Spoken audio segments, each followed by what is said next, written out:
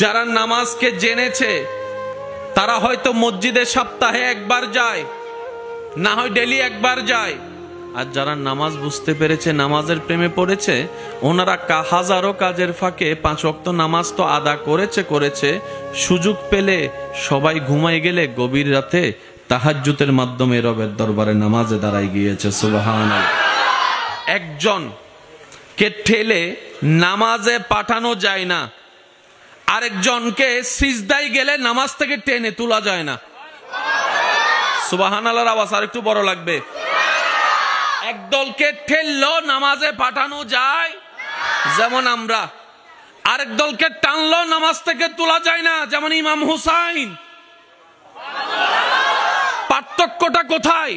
এই পার্থক্যটার জায়গায় কাজ করতে পারলে আপনার আমার জন্য ফায়দা হবে দুনিয়াতে এবং আখিরাতে। রব্বানা আতিনা ফিদ দুনিয়া হাসানাতাও ওয়া ফিল আখিরাতি হাসানা। চিৎকার দিয়ে বলেন সুবহানাল্লাহ। তাহলে দুইটা জিনিস পেলাম, একটা হচ্ছে জানা আর একটা হচ্ছে, জোরে বলেন, একটা হচ্ছে জানা আর একটা হচ্ছে আমাদের রব আল্লাহ, এটার নাম জানা। বুঝার চেষ্টা কয়জনে করছি বলেন না রে ভাই? করছি কখনো?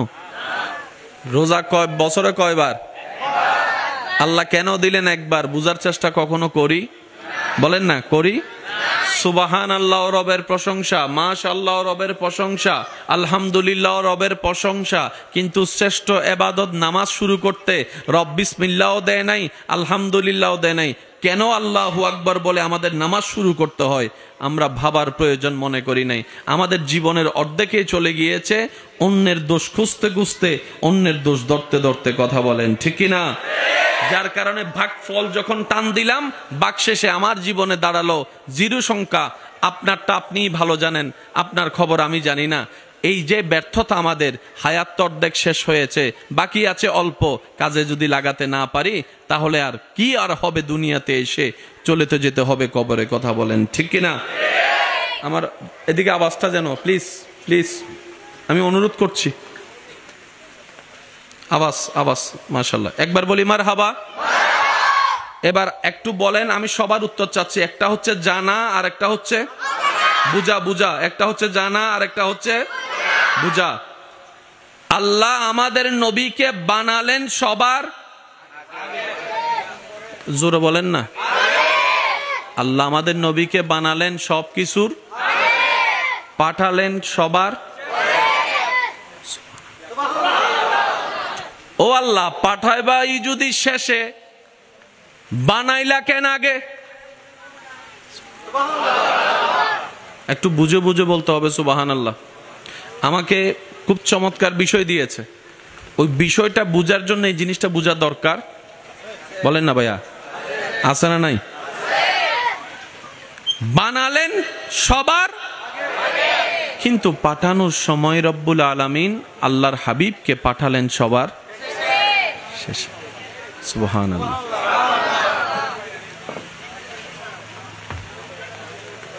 আর হবে না, সবারই হবে। সেজন্য আমি অনুরোধ করে বলছি, একটু আপনারা যদি প্রয়োজন থাকে একটু ওই নিজে নিজে কানে কানে কথা বললে মনে জিনিসটা সুন্দর হয়। মন খুলে একবার দরুদ শরীফ পড়ি সবাই। আল্লাহুম্মা সাল্লি। বানালেন সবার, পাঠালেন সবার। আবার বলছি, মাইকের আওয়াজ যতটুকু যাচ্ছে। রব্বুল আলামিন বানানোর সময় বানিয়ে রাখলেন আগে। এবার আল্লাহ তাআলা সমস্ত সৃষ্টির ভিতরে শ্রেষ্ঠত্বর আসন দান করেছেন, যে সৃষ্টিকে আশরাফুল মাখলুকাত বলে রব্বুল আলামিন ডিক্লার দিয়েছেন। সে মানব জাতির ভিতরে হাজার ক্যাটাগরির বান্দাদেরকে সবগুলোকে আল্লাহ এক জায়গায় করে জিজ্ঞেস করেছিলেন, আলাস্তু বিরাব্বিকুম, আমি কি তোমাদের প্রভু নই? সেই দিন সবাই মানি সবাই এক বাক্যে বলেছিল, বালা, তুমি আমাদের প্রভু, কোনো সন্দেহ। এই এক গ্রুপ। ওই এক গ্রুপের ভিতরে যারা সাচ্চা বালা বলেছিল, তাদের ভিতরে যারা হাই র্যাঙ্কের আল্লাহর বান্দা, যাদেরকে আল্লাহ তাআলা নিজে বাছাই করেছেন নবী বানানোর জন্য। আমার মনে হয় সুবহানাল্লাহর আওয়াজটা আর একটু বড় হবে, কারণ নিজের দাম নিজে না বুঝলে কোথায় পা রাখতে হবে, কোথা থেকে পা সরাইতে হবে বোঝা যাবে। সামান্য একজন ডাক্তারের ছেলে মেয়ে হলে কত হাই র্যাঙ্কিং আমাদের চলাফেরা, এমপি মন্ত্রীর সাথে উঠা বসা হলে আমাদের পাটা সহজে জমিনে পড়ে না। কিন্তু নবী রহমতুল্লিল আলামিন কাকে বলে, ওনার উম্মতের পজিশন কি না জানার কারণে আজকে গাছতলায় বসে যায় গাঁজা খাইতেছে। কথা বলেন ঠিক কিনা রে ভাই? মেয়েদের পিছনে পিছনে ব্যক্তিত্ব নষ্ট করে আজকে লেল করে যুবকরা ঘুরতেছে, কারণ নিজের দাম তো নিজে বুঝি। আমার কথা কষ্ট পাচ্ছেন? আমি আমার ভালোর কথা চিন্তা করি, আপনি আপনার ভালোর কথা চিন্তা করেন। যার যার কবর তার। কথা বলেন ঠিক কিনা? আল্লাহ তাআলা নিজের প্রতিনিধি পৃথিবীতে সিলেক্ট করার জন্য বান্দাদের লিস্টের ভিতর থেকে ভিআইপি কিছু বান্দা বাছাই করেছেন। ভিআইপি ভাইয়া প্লিজ থাক, আপনারা শুধু আওয়াজ করেন না। ভিআইপি লেভেলের কিছু বান্দা, কোরআনের ছায়াতলে যাকে দেখা যায়, আল্লাহ তাআলা নিজের নবী বানানোর জন্য, নিজের রসুল বানানোর জন্য কিছু যখন বাছাই করতে লাগলেন, কোরআন ডাক দিয়ে সেই ঘটনাকে সাক্ষী রেখে বলে, ইন্নাল্লাহাস্তাফা আদামা। এতগুলো বান্দার ভিতর থেকে আল্লাহ একজনকে নবী হিসেবে বাছাই করলেন, এটার নাম আদম। আর একটু জোরে বলি, রব বলে সবাই আমার বান্দা, আদম তুমিও আমার বান্দা, কিন্তু আমি তোমাকে নবুয়তের একটা চেয়ার দিলাম, তুমি আমার বান্দাদের ভিতরে একটা গ্রুপ পাবা যারা তোমার উম্মত নামে পরিচিত হবে, ওদেরকে লিড দেওয়ার দায়িত্ব আমি আল্লাহ তোমাকে দিলাম। এবার আমি বলতে থাকবো, আপনারা শুধু সুবহানাল্লাহ বলতে থাকবেন। পারবেন ইনশাআল্লাহ? আরো জোরে বলেন, পারবেন ইনশাআল্লাহ? সমস্ত সৃষ্টি জগতের মধ্যে, হাজার হাজার সৃষ্টি জগতের মধ্যে মানব শ্রেষ্ঠ। মানবের ভিতরে দুই জাত, একটা হচ্ছে আস্তিক, একটা হচ্ছে নাস্তিক। একটা স্রষ্টা বিশ্বাস করে আর একটা স্রষ্টা মানতে চায় না। এই দুই গ্রুপের ভিতর শ্রেষ্ঠ হচ্ছে যারা স্রষ্টাকে বিশ্বাস করে। এই স্রষ্টাকে বিশ্বাস করার ভিতরে বর্তমান পৃথিবীতে প্রায় ৪,৫০০-এর উপর ধর্ম আছে। এই ৪,৫০০ ধর্মের ভিতরে ইন্নাদ-দীনা ইনদাল্লাহিল ইসলাম, মুসলমান ওয়ালা শ্রেষ্ঠ। বলেন না সুবহানাল্লাহ? মুসলমানের ভিতরে দুই গ্রুপ আছে, একটা হচ্ছে বেনামাজি আর একটা হচ্ছে সাপ্তাহিক নামাজি। একটু জোরে বলেন না রে ভাই? একটা নামাজির দল আছে আর একটা সাপ্তাহিক দল নামাজি আছে, একটা বেনামাজি আছে। এখানের ভিতর শ্রেষ্ঠকে বলে যে নামাজি, নামাজির ভিতর শ্রেষ্ঠকে ৫ ওয়াক্ত নামাজি, ৫ ওয়াক্ত নামাজির তুলনায় শ্রেষ্ঠকে তাহাজ্জুদওয়ালা নামাজি, তাহাজ্জুদওয়ালা নামাজির মধ্যে শ্রেষ্ঠকে যে যার চরিত্র সুন্দর, যার চিন্তা সুন্দর, যার ব্যবহার সুন্দর, যার কথা সুন্দর। সুবহানাল্লাহ। এগুলার চাইতে শ্রেষ্ঠকে, এগুলার চাইতে শ্রেষ্ঠ হচ্ছে মুমিন বান্দারা। মুমিন বান্দার চাইতে শ্রেষ্ঠকে আল্লাহর ওলিরা, আল্লাহর ওলিদের চাইতে শ্রেষ্ঠ তবে তাবিরা, তবে তাবির চাইতে দামিকে তাবিগণ, তাবির চাইতে দামিকে তবে তাবির চাইতে দামি হচ্ছে তাবি, তাবির চাইতে দামি হচ্ছে নবীগণ, নবীর চাইতে দামি হচ্ছে রসুলগণ। আর আপনার আমার নবী হচ্ছে ইমামুল আম্বিয়া, রসুলের রসুল। এই শব্দটা মাথায় রাখবেন। সৃষ্টি জগতে, আল্লাহর সৃষ্টিতে রোল নাম্বার ১ হচ্ছে আপনার আমার নবী। না সুবহানাল্লাহ বেন্ডার আয়দন নি গরজ যায় হইউন এই জন্য হদ সুবহানাল্লাহ। মন বড় করে বলেন সুবহানাল্লাহ। সৃষ্টিতে রোল নাম্বার ১ কে? আমাদের নবী। বলেন সৃষ্টিতে রোল নাম্বার ১ কে? আল্লাহ তাআলা সমস্ত নবীকে বাছাই করলেন। এবার শুনেন, ইন্নাল্লাহাস্তাফা আদামা, আল্লাহ আদমকে ইস্তফা করে বাছাই করলেন, মূসাকে ইস্তফা করে বাছাই করলেন, ঈসাকে ইস্তফা বলে বাছাই করলেন, দাউদকে ইস্তফাওয়ালা, মূসা ইস্তফাওয়ালা, ইব্রাহিম ইস্তফাওয়ালা, ইসহাক ইস্তফাওয়ালা, আইয়ুব ইস্তফাওয়ালা, ইদ্রিস ইস্তফাওয়ালা, নূহ ইস্তফাওয়ালা। সমস্ত ইস্তফাওয়ালার ভিতর থেকে একজনকে রব্বুল আলামিন স্পেশাল যাকে বানিয়েছেন উনি হচ্ছেন মুস্তাফা। ইস্তাফাওয়ালা আলাদা, মুস্তাফা আলাদা, আব্দুল্লাহ আলাদা, ওলি আল্লাহ আলাদা, নবী আল্লাহ আলাদা, রসুল আল্লাহ আলাদা, মুস্তাফা সবার চাইতে আলাদা। আমি এখন আওয়াজ পাই নাই নবীর উম্মতেরা, সেজন্য প্রথমেই বলেছিলেন একদল যারা নবী রাহমাতুল লিল আলামিনের উম্মত তারাই আওয়াজ দিয়ে বলেন সুবহানাল্লাহ। আদম ইস্তাফা, ঈসা ইস্তাফা, मूसा इस्तफा, दाऊद इस्तफा वाला, इसहाक इस्तफा वाला, अय्यूब इस्तफा वाला, इद्रिस इस्तफा वाला, यूसुफ इस्तफा वाला, शीश इस्तफा वाला। যখন নবীর চেহারা মোবারকের দিকে তাকাই রব বলে যে হাজা ইস্তফা ওয়ালা নয়, এটা মুস্তাফা, এটা মুস্তাফা, এটা মুস্তাফা।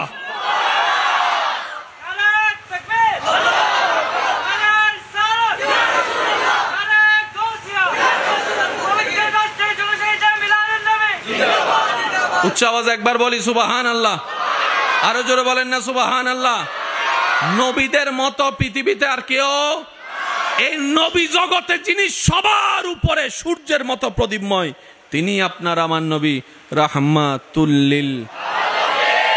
কি ভাগ্য আমাদের, একদম নাচিস অনুপযুক্ত হয়ে রবে কবুল করে সেই দামিওয়ালার উম্মত বানিয়ে ভিআইপি নবীর ভিআইপি উম্মত বানাই দিয়েছে। আপনার আমার দাম হাসরের ময়দানে গেলে না বুঝতে পারবেন। গুনেহগারম সিয়াকারম ওয়ালেকিন বাদাস্তম হস্তে দামানে মুহাম্মদ, 2 পয়সার দাম পৃথিবীতে না পাইলো মুস্তাফার উম্মত হয়ে যখন হাসরে যাব, বড় বড় ফেরেশতারা পর্যন্ত আপনাকে স্বাগতম জানাইতে প্রস্তুত থাকবে সুবহানাল্লাহ। সেদিন বুঝতে পারবো যে আসলে আমার নবীর শান কদ্দুর। কারণ দুনিয়াতে যা আমরা জানি তার বেশিরভাগ হচ্ছে অনুমান। অনুমানের বাইরে আপনার আমার কোনো গ্যারান্টি। তাই একজন জামাই দাঁড়ায় বলেন তো, আমি আমার বউকে বিয়ে করছি, এক ঘরে থাকি, এক রুমে থাকি, আজকে 60 বছর, আমি আমার বউকে 100% চিনি। কোন জামাই বলতে পারবে? কোন বউয়ে বলতে পারবে? এক রুমে থাকার পরও চিনি না, কারণ যতটুকু চিনি এটার নাম অনুমান।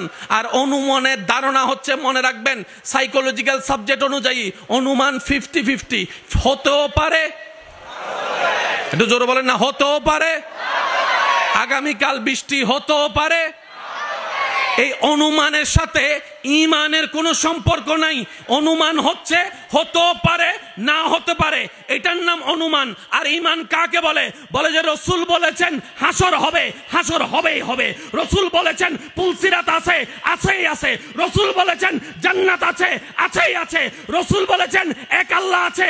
মুসলমান বলেছে বিনা দলিলে আল্লাহকে এক মানি, রসুল বলেছেন আছেই আছে।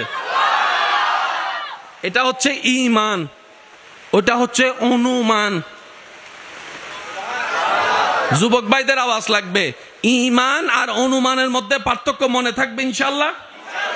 এবার আল্লাহ তাআলা বলে, আদম ও মূসা তুমি বনি ইসরাইলের নবী। সুবহানাল্লাহ, মনে আর একখানা বড় হইতে পারে। ফিজনের ভাই অকল যারা আছে তারা হস্টর নি হনো, একখানা আওয়াজ দিয়ে হন, হস্টর না হনো। আল্লাহ পাক বলছেন, মূসা তুমি বনি ইসরাইলের নবী, ঈসা বনি ইসরাইলের নবী,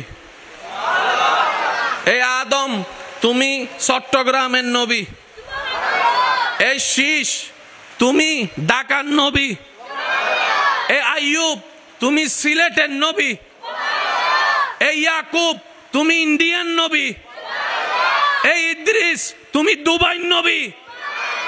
আর আমার আপনার নবীর বেলায় যখন আসলো, রব্বুল আলামিন ডিস্ট্রিক্টের নামও বলে নাই, জেলার নামও বলে নাই, থানার নামও বলে নাই। ওয়ামা আরসালনাকা ইল্লা রাহমাতাল লিল আলামিন। নবী বলে আল্লাহ আমি কিসের নবী? আল্লাহ পাক বলে আপনি বাংলাদেশেরও নবী, দুবাইয়েরও নবী, আমেরিকার নবী, আফ্রিকার নবী, সুইজারল্যান্ডের নবী, নেদারল্যান্ডের নবী, আপনি জমিনেরও নবী, আসমানেরও নবী, কুল কায়নাতের নবী রাহমাতুল লিল আলামিন। শব্দের পার্থক্য কি বোঝা যাচ্ছে? কোথায় রাহমাতুল লিল আলামিন, কত হাই লেভেলের শব্দ। রাহমাতুল লিল আলামিন যদি বুঝার মতো বুঝতে হয়, আপনাকে বুঝতে হবে সূরা ফাতিহার 1 নম্বর আয়াত, আলহামদুলিল্লাহি রাব্বিল আলামিন। যদি আপনি রাব্বিল আলামিন বুঝে ফেলেন, আপনি বুঝে ফেলবেন রাহমাতুল লিল আলামিন क्या है। আসুন, কষ্ট হচ্ছে না তো আপনাদের? প্রত্যেকটা শব্দ মনোযোগ দিবেন। রব্বুল আলামিন আপনার আমার নবীকে মুস্তাফা বানিয়ে দিয়েছেন। মুস্তাফা